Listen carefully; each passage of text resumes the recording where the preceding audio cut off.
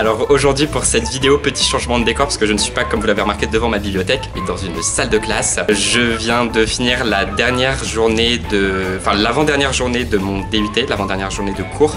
Et du coup, comme en cours de littérature nous devions emmener un conseil de lecture, j'ai filmé quelques personnes de ma classe, donc de ma promo, qui vous conseillent un bouquin. Donc c'est un peu artisanal mais j'espère que ça vous plaira et que ça vous donnera envie de découvrir de nouveaux bouquins.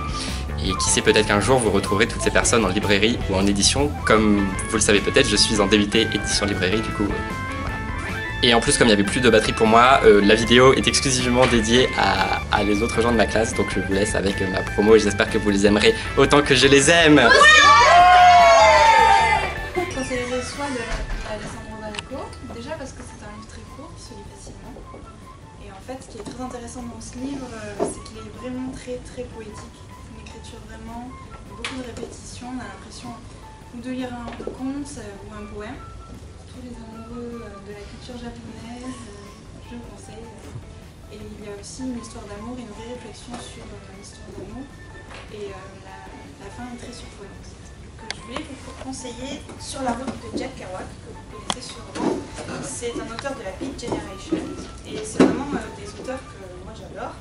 Je suis en train de le lire, je ne l'ai pas terminé, mais je peux vous assurer qu'il est absolument génial. Vous retrouvez vraiment l'écriture de la Beat Generation, c'est-à-dire une écriture qui est très jazz en fait, qui est très liée à la musique. Et vraiment c'est un livre du voyage et qui est fait pour l'été. Si vous avez envie de voyager, c'est ce livre qu'il faut lire parce que c'est vraiment sur toute une réflexion sur quitter chez soi, partir sur la route et au final rencontrer des gens. Les villes de la plaine de Diane Meur, qui m'ont gros coup de cœur de mon dernier stage. Donc ça se passe dans une ville antique imaginaire qui est régie par les lois d'Anouer. C'est vraiment un livre incroyable, beaucoup de réflexions sur la religion, le pouvoir politique, la création, la construction d'un mythe, les histoires d'amour aussi. Et voilà, vraiment je vous le conseille, c'est un livre très divertissant. À la fin on en redemande encore et on a vraiment beaucoup réfléchi sur le langage, la religion, son pouvoir et c'est vraiment très intéressant. Donc moi j'ai choisi de vous présenter Ma tempête de neige de Thomas Croteau. C'est en fait l'histoire de Zachary, il a 19 ans et donc il a une copine qui en a 24 et en fait elle vient de tomber enceinte et ils décident tous les deux de garder cet enfant. Et donc en fait ce livre il s'adresse à son futur enfant. Enfin, c'est un texte vraiment très touchant et qui je le trouve vraiment élancé vers le bonheur parce vraiment il a fait ce choix, il l'affirme et ça donne vraiment envie de juste faire ses choix et d'être bien là où on est. Donc je le conseille à tous ceux qui ont envie d'un petit peu de bonheur et de tendresse. Moi j'ai pas pu avoir le premier tome de ce livre qui s'appelle en fait Le sortilège de la dague. Et en fait c'est un livre que j'ai lu quand j'ai commencé à lire de la fantasy, ça a été mon tout premier livre de fantasy. Il y a très peu de personnes dans mes connaissances qui lisent beaucoup de fantasy qui le connaissent. Donc ça va mélanger beaucoup de magie celtique, de combat et de complot. Quand on commence le livre, moi qui n'avais jamais vraiment lu de fantasy, je sais pas, on n'arrive pas à l'arrêter en fait. Il faut qu'on arrive à la fin pour savoir ce qui se passe. Voilà. Moi je vais vous présenter Bluebird de Tristan Cole, qui est un livre jeunesse, qui raconte l'histoire de Minnie, qui est fille d'un musicien. Donc ce livre nous transporte dans l'Amérique des années 40, à l'époque de la ségrégation, mais aussi à une époque où le blues se développe. Et tout au long de l'histoire, on a un jeu de masques, dans le sens où les personnages ne sont pas vraiment ce qu'ils semblent être. On change souvent de point de vue, on passe du point de vue de Minnie à celui d'Elwyn, ensuite à celui d'autres personnages, ce qui amène un fil conducteur très riche. Aussi, il y a une petite playlist à la fin pour accompagner notre lecture. Et même si c'est un ouvrage jeunesse, je pense que ça peut plaire à un public plus large, parce que ça parle de musique, ça parle de thèmes intéressants.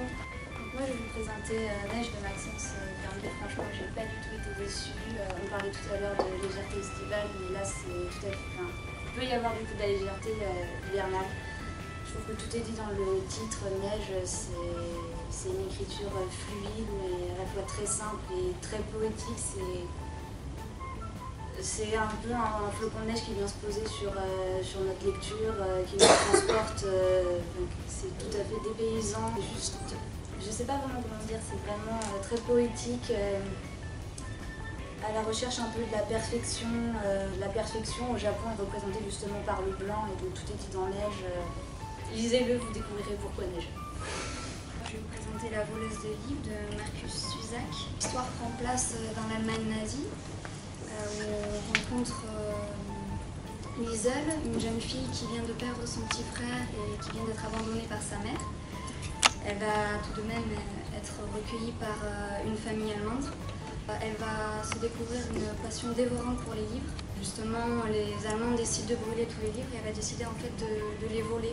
Ce qui fait vraiment la spécificité de ce livre, c'est que en fait, l'histoire est racontée par la mort. En fait, la mort va suivre Liesel justement parce qu'elle l'admire ce qu'elle fait. Alors moi j'ai décidé de vous présenter Le linguiste est presque parfait de David Kirkit. Alors on retrouve le linguiste Jeremy Cook. C'est une enquête policière qu'on va retrouver à côté du bureau de Jeremy Cook, un cadavre, donc un de ses collègues. En fait, on sait que Jeremy Cook va trouver le meurtrier, mais ce qui est vraiment intéressant en fait, c'est que le personnage de Jeremy Cook il est vraiment très décalé, ainsi que tous les autres personnages. C'est drôle, ça fait du bien de lire ça. C'est un peu léger et pour une fois on ne retrouve pas les personnages classiques de romans policiers. Voilà. En plus c'est sur le thème de la linguistique et donc il y a aussi beaucoup de jeux de mots, du travail sur les mots et justement c'est ce qui va aider beaucoup à l'enquête. Le petit joueur d'échecs de Yoko Ogawa chez L'Acte Sud. Donc ça raconte l'histoire d'un petit garçon qui est né avec les lèvres cousues, enfin souillées à la naissance. C'est un garçon qui vit dans le silence et qui un jour va rencontrer un vieux monsieur au fond d'un autobus qui joue aux échecs. Il va être intrigué, donc il va décider d'apprendre ce jeu. Et de manière assez différente. En fait, lui, il va jouer en se cachant sous la table, en ne voyant ni les pièces ni son adversaire. Il va juste écouter le bruit des pièces pour ensuite lui jouer à son tour. Et il va mettre au point des stratégies incroyables. Personnellement, je n'aime pas les échecs. Je sais y jouer, mais je ne gagne jamais. Et pourtant, ce livre, il m'a vraiment emporté. Je l'ai lu en 2 jours pendant mon stage. Enfin, ça m'a tellement bouleversée, j'ai fini en pleurant, j'ai fermé le livre et je me suis dit que j'allais le recommencer dans un mois, là je vais le reprendre, mais il est vraiment incroyable. Je suppose que vous connaissez tous Dracula, au moins de nom. Du coup, moi je vais vous présenter Anno Dracula de Kim Newman. Alors en fait, il faut partir du principe qu'à la fin du roman Dracula, Dracula a battu tous les gentils, il les a décapités, il a mis leur tête sur des pics. Et puis après, il est parti en Angleterre où il a épousé la reine Victoria. Et à partir de là, ce qui se passe, c'est que la ville de Londres est infestée par des vampires. Au début du roman, on se rend compte que des prostituées vampires se font tuer par un homme au scalpel d'argent qui est totalement inconnu. Et d'un autre côté, on voit aussi Charles Beauregard, un espion au sein du Diogenes Club qui va chercher à s'introduire dans les hautes sphères de la société pour retrouver Dracula et réussir à mettre fin à son règne tyrannique. C'est un roman vachement cool et dans lequel il y a pas mal de références à la culture anglaise, à la culture littéraire anglaise. Et du coup, je conseillerais ce roman à tous les gens qui aiment les histoires un peu sanglantes, les histoires un peu sombres, le sang et les vampires. Donc moi je vais vous conseiller John meurt à la fin de David Wong et sa suite, ce livre est plein d'araignées. Ce sont des romans donc, fantastiques, donc ce sont des personnages on va dire de la vie de tous les jours, assez destroy, qui se retrouvent confrontés à des situations vraiment très critiques à base de choses qu'ils ne comprennent pas tout à fait. C'est très drôle, c'est extrêmement dérangeant, c'est assez violent, ça implique aussi des monstres un peu... qui dégoulinent un peu. C'est Lovecraft avec de l'humour. Et je vais vous lire quand même l'incipit du second tome, qui est, enfin, la première phrase qui est vraiment un petit peu tout résumé. Vous connaissez ces sensations quand vous vous endormez, que vous avez l'impression de tomber, puis de vous rattraper au dernier moment? Rien d'inquiétant, c'est seulement le parasite qui rajuste sa prise. Donc voilà, c'est très joyeux, et bon, vous allez rire, et puis après vous ferez des cauchemars pendant 3 jours, mais ça vaut le coup, vraiment. John meurt à la fin. Et en plus, il y a de la sauce soja. Donc moi j'ai décidé de vous conseiller une BD que j'ai lue il n'y a pas très longtemps qui s'appelle Morgane. Donc ça parle de Morgane, la sœur maudite du roi Arthur. Donc je n'étais pas du tout calée sur les légendes arthuriennes, enfin ça m'intéressait pas du tout, pour moi c'était Kaamelott la série. Mais à part ça j'avais aucune connaissance. Et en fait ce qui m'a plu d'abord c'est ses graphismes. Parce que c'est Je trouve ça vraiment très beau graphiquement, c'est très coloré, c'est très sombre, ça commence dès le début avec le décès de l'héroïne. Et à côté de ça, en fait, il y a beaucoup d'humour. Il y a des passages qui vont être écrits en texte vraiment d'époque, comme dans la légende arthurienne, et à côté de ça, des passages très modernes, avec des blagues vraiment de notre époque, et du coup ça fait un bon mélange, un bon contraste, et c'est très sympa. Je vais vous présenter aussi une BD, donc ça s'appelle La fille maudite du capitaine pirate.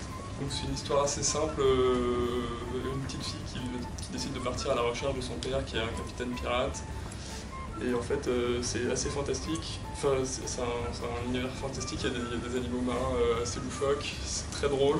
C'est un bon récit d'aventure, c'est accessible assez jeune, ça peut se conseiller pour la jeunesse mais aussi pour plus tard quoi. Et c'est surtout les graphismes qui sont très beaux, ça fait penser beaucoup à de la gravure, il y a toujours des petits détails assez rigolos à trouver un peu partout. Voilà. Je vais vous conseiller un livre de Kathleen Winter qui s'appelle Annabelle, qui se révèle être un livre vraiment magnifique, qui raconte l'histoire de officiellement un jeune garçon dans le Canada des années 70, officieusement un individu, garçon-fille, qui est né hermaphrodite. On va suivre en fait l'évolution de ce jeune garçon dans le Canada, donc dans une nature à la fois profonde, florissante, poétique, ce qui va amener une écriture donc vraiment sensible, intéressante, parfois même bizarre et intrigante. On va se rendre compte également de la plongée en fait dans la féminité. C'est quelque chose qui est décrit de façon parfois assez surprenante, de comment est-ce que toutes ces sensations sont des sensations qui vont nous venir de l'intérieur de notre moi profond, je pourrais dire entre guillemets, et comment est-ce que lui il va finalement essayer de faire cohabiter ces deux identités. Je conseillerais finalement à tous les gens qui ont envie de découvrir une écriture qui va être changeante, rafraîchissante, et en même temps il ne faut pas s'arrêter en fait à cette réflexion un petit peu sur l'identité sexuelle. On n'est pas obligé de se dire je suis une femme donc je vais comprendre cette sensation de féminité. Je veux dire c'est ouvert à tout le monde et c'est quelque chose qui peut simplement nous faire réfléchir dans toutes les ambiguïtés qu'on peut ressentir au-delà de la question réellement sexuelle.